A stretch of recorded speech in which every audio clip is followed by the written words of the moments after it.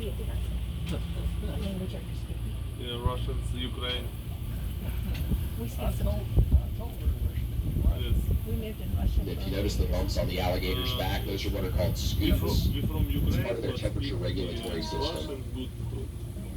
They use those bumps to get rid of excess heat as they swim because there's that extra surface area exposed. Moscow and Krasnodar. They'll work the process in reverse in the winter using that extra surface area to gather in solar radiation. Like we The understand. bumps are the detour here to the right into what's Черепаха called an на дереве oxbow. сидит.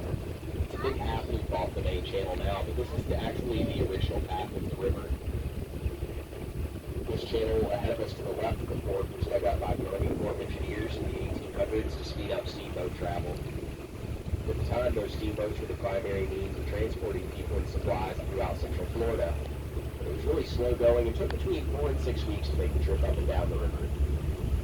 All of the twists and turns made things really slow going.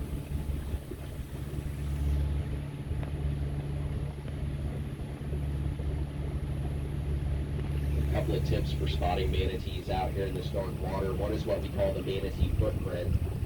When they're swimming just under the surface, the upsweep of their tails will create circular boils on top. They'll often leave numerous boils in sequence as they swim along.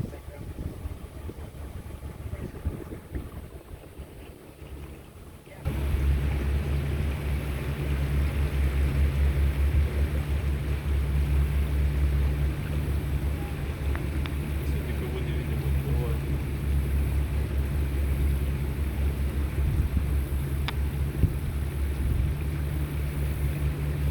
Черепаха. Еще черепахи. На Но ее не берегу. видно, даже если увеличить, она прям с деревом срослась, так Мгм. иначе на этом фоне.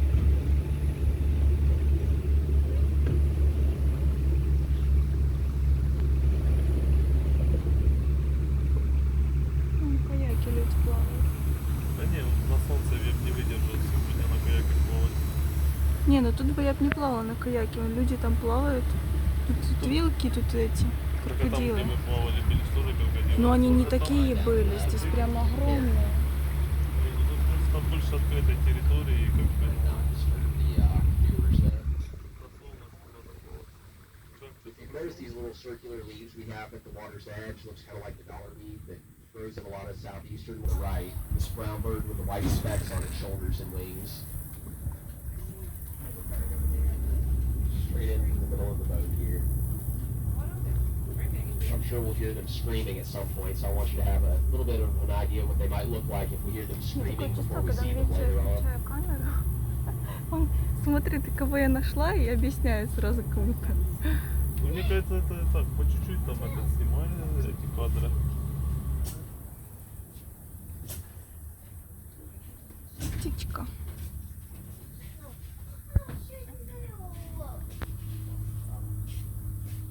Six and a half hours. There's also the lazy man's option. If you're anything like me, you paddle into State Creek about 30 or 45 minutes, then turn around, head back to the beach in your own time.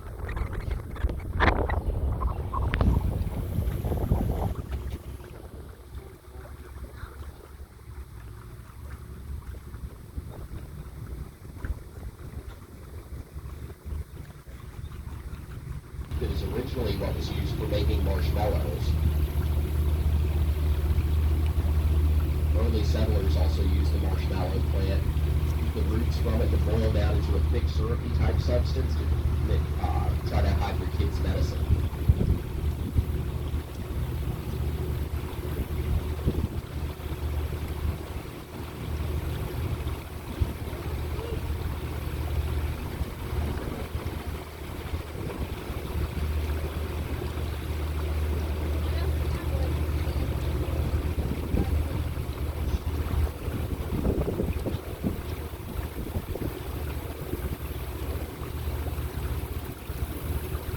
Keep an eye out on this down tree over on the right. Some turtles that hang out here, different bird species.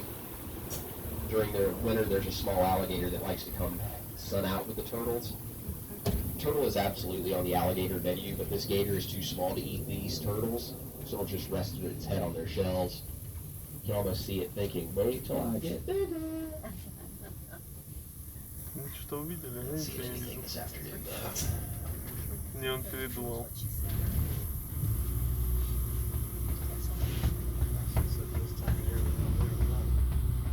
these spider web looking things on the end of the branches in the trees are the nest for the tent caterpillar. Kind of a nuisance though. They kill off the end of the branches for their bill.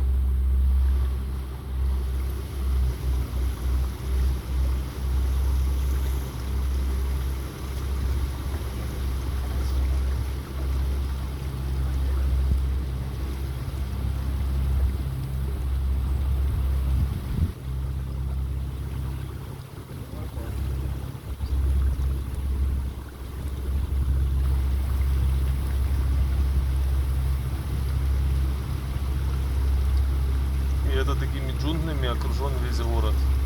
Вот весь Орландо вот построен на вот таком вот болоте. Вся Флорида. И постепенно застраивается. A hawk flying out in front of us. This is Smith Canal on the right. It's an old logging canal, and like Snake Creek, it hooks up to the Hontoon Dead River. But they kind of get there in opposite directions, so it'll take you around 2 to 2.5 hours to paddle from the back end of one to the other. That's an Anhenga that just flew by down the right side. So if you wind up paddling around the Dead River looking for the back end of Smith Canal, good luck. It's got a lot of low-lying limbs and branches that keep it pretty well covered up, and if it gets clogged with vegetation, it's all the more difficult to differentiate from the rest of the shoreline.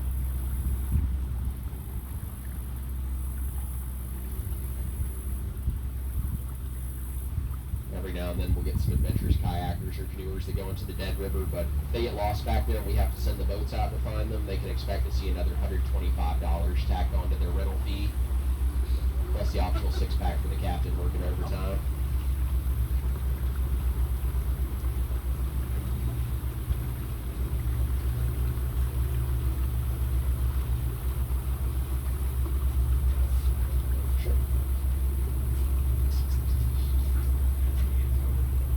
Looks like I got Coke, Diet Coke, and Sprite.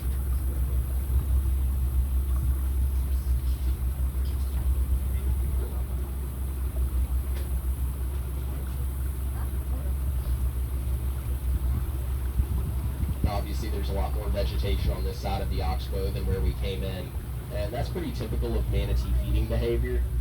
They'll wipe out the vegetation closest to where they're wanting to spend most of their time, and as things get thinned out, they'll just move a little further.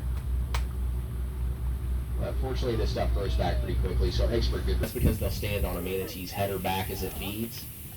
The manatee's flushing out minnows and insects, and it's just a buffet for these little guys. Anytime there's perched right at the water's edge like that, it's a good idea to keep an eye out and see if there might be a manatee feeding by chance.